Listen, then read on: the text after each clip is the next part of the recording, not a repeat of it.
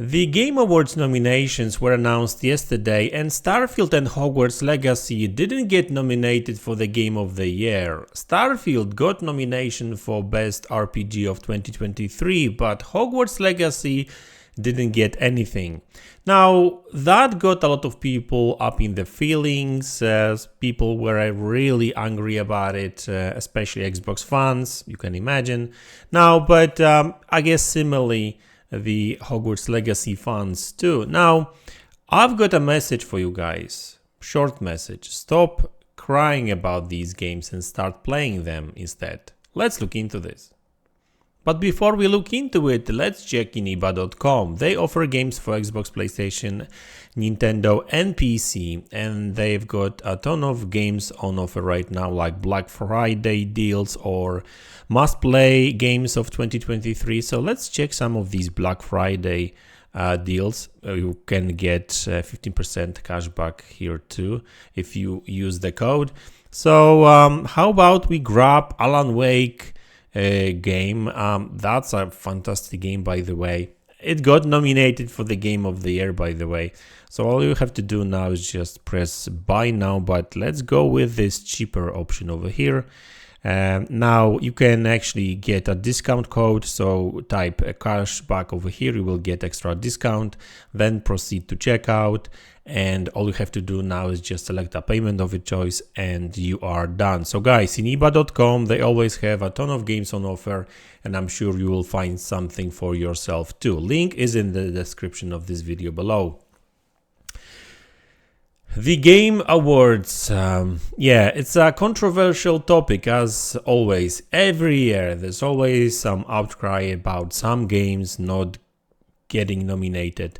And really, I don't even want to focus on Starfield alone or Hogwarts Legacy, because I guess we could say, listen, Star Wars Jedi Survivor didn't get nominated for the Game of the Year either. I don't know if it got any other nominations. It may, I don't know. But the fact of the matter is that, like, at the end of the day, all these nominations and then a game winning a Game of the Year, it's just an opinion. And I don't really understand all the outcry. And don't get me wrong, I'm not even talking about people that just got disappointed, right? Like somebody saying on Twitter, it's disappointing not to see Starfield in the 6 nominees for the Game of the Year. I get it, like, hey, nothing wrong with that. But some people on Twitter are actually coming up with some weird shit kind of theories about how the whole process is broken and everything, right? But I mean, I don't know, maybe it's broken, maybe it's not, but why should you really care? Why should I care? Why anyone else should care? I mean, for me personally, what's actually happening right now with Xbox, good thing is actually happening with Xbox, that we are actually getting good games. Even if these games don't get 95 on Metacritic, right? It doesn't really matter that much, right? Because like I personally enjoy some of the 80s games more than some of the 90s on Metacritic, because some of these games are just not for me, right? Is Starfield a game that deserves 90 on Metacritic and Game of the Year nomination? Maybe not, right? It's an opinion, right? Me personally, I actually agree with Metacritic overall score. Is it like 84, 85? I would score Starfield at 85, because yes, it's a fantastic game, it offers great story, it actually offers great stories, because it's just like a couple of games in one. But I guess what Bethesda kind of failed a little bit is just in gluing that everything together, right? I mean, not everyone is into that kind of games, right? And I get it, right? So, people that prefer movie-like story kind of games, okay, well, vote for these type of games, don't get me wrong, right? But, Starfield is a little bit different, and I'm actually enjoying it. I've put like 60 or 70 hours into that game already, so that's actually quite a lot for me, really. And I know that I will be playing this game for a very long time too, and I'll probably put even more hours into that game. I kind of stopped playing Starfield a little bit because, like, you know, I'm playing Alan Wake 2 now, and I've been playing some other games here and there because, like, this year is really busy. But I know that once I beat, like, Alan Wake 2, I'll get back to Starfield for a little bit and etc, right? So Starfield will be played. Forza Motorsport is another one that I've been playing. So my message to you guys is just enjoy these games. Enjoy Starfield, Hogwarts Legacy, Jedi Survivor. Enjoy Dead Space Remake, which in my opinion it deserved the Game of the Year nomination, just like Resident Evil 4 deserved it, right? It's just an opinion. All these games actually are great. Like, some of them, sure, had issues at launch, technical issues. Star Wars Jedi Survivor. Actually, Starfield was actually pretty good when it comes to, you know, technical side of things, I would say.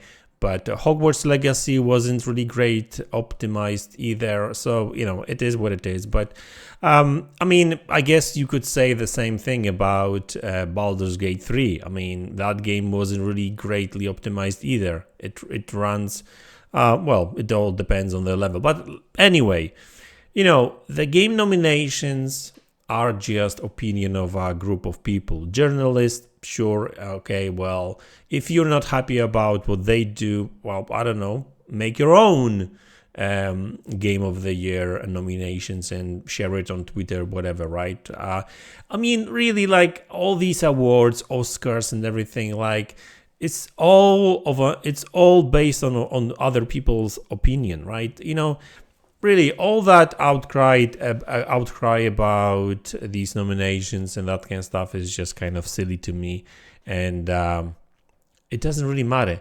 It probably matters for developers because they've put a lot of hard work into these games. So from developers' perspective, I understand. So if a developer was disappointed about not getting nominated, yeah, I guess I could understand it. But other than that, it makes no sense. Just enjoy games, try all kinds of different games on Game Pass, buy some other games, the games you really like. You are the one that will be playing these games, and you are the one that should be enjoying games, and you should not be enjoying games that other people play and like. You should make your own decisions based on your own opinion and what you like. And I mean, I'm not saying that you shouldn't be reading reviews, right? I mean, yeah, I do read reviews. I'm looking for certain things in these reviews to get my interest in a game. But if a review don't catch my interest, if a game being reviewed don't catch my interest, then I'm not really going to play it, really, right? So I know what I'm looking for in the games, and these games I go for. And other games, well, sometimes I may play them if they are in Game Pass, or they are very cheap, or a game gets recommended by somebody else, then I may give it a try. But I usually know what I like, and I don't usually get disappointed, right?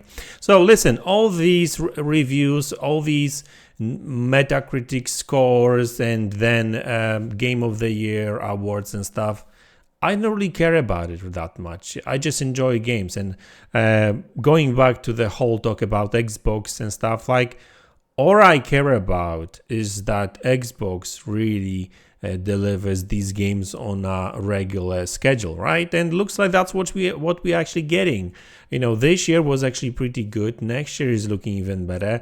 Same goes for PlayStation. Looks like they're going to get some good games next year. So guys, stop crying about these games. Play them, enjoy them, and share the good word about the games you like. And don't focus on Game of the Years and these kind of awards. These awards are good for developers, publishers, journalists, because that gives them something to do, I guess. But for gamers, I don't know. It's just an opinion that maybe you should pay attention to, maybe not really. Read review, enjoy the game, and that's what's most important. So guys, that's my opinion on the whole thing. Let me know in the comment section below what you think about it. Hit the like button, subscribe to the channel if you haven't already, and I will see you all in the next one. Take care.